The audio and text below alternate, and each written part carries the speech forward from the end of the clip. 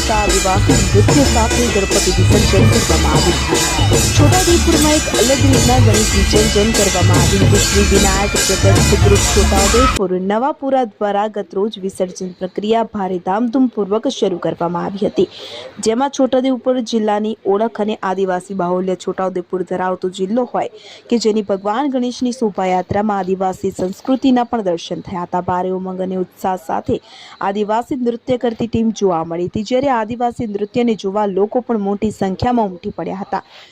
ઉલ્લેખનીય છે કે છોટાઉદેપુર નગરમાં ગણેશ વિસર્જન રાત્રિના મોડા સુધી ચાલ્યું હોય કે જેમાં વિવિધ ગણપતિ પ્રતિમાની વિસર્જન પ્રક્રિયા હાથ ધરવામાં આવી હતી અને વિવિધ વિસ્તારના યુવાનો અને ભક્તોએ અલગ અલગ રીતના આ તહેવારને ઉજવ્યો હતો. જ્યારે વિનાયક બ્રદર્સ દ્વારા પણ ગણપતિ વિસર્જનની શોભાયાત્રામાં ઉત્સાહભેર ભાગ લઈને કાઢવામાં આવી હતી કે જેમાં આદિવાસી નૃત્યની ટીમે આકર્ષણ જમાવ્યું હતું.